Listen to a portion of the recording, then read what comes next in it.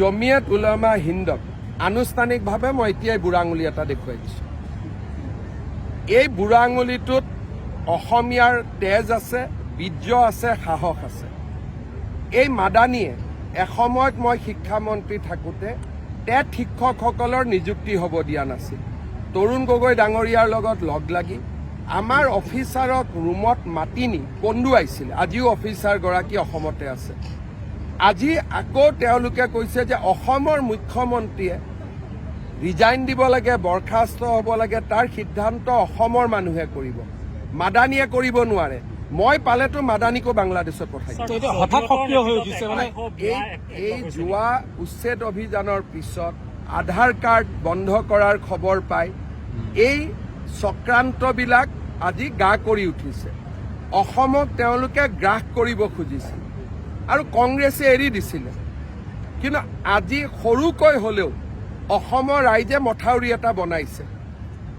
আজি চৰকাৰী চাকৰি খিলঞ্জীয়া লৰাই পাইছে, আজি মাটিৰ অধিকাৰ খিলঞ্জীয়াই পাইছে। উচ্ছেদ যোন উচ্ছেদ হ'ব লাগে সি উচ্ছেদ হৈছে। য'ত আধাৰ যোনে পাব লাগে পাইছে, নাপাবলগীয়াই পোৱা নাই।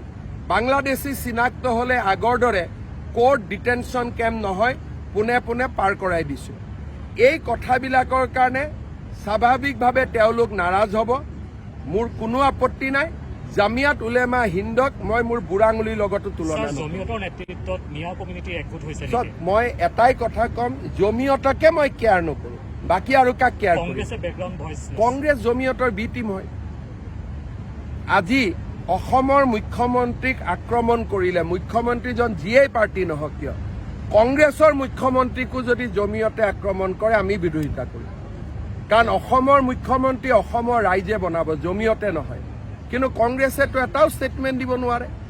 ছেমি কণ্ডাক্টৰ জাগিৰোডত আহোঁতে খাৰ্গে আপত্তি কৰিলে, আমাৰখিনিয়ে তাৰ সুৰৰ লগত সুৰহে মিলালে।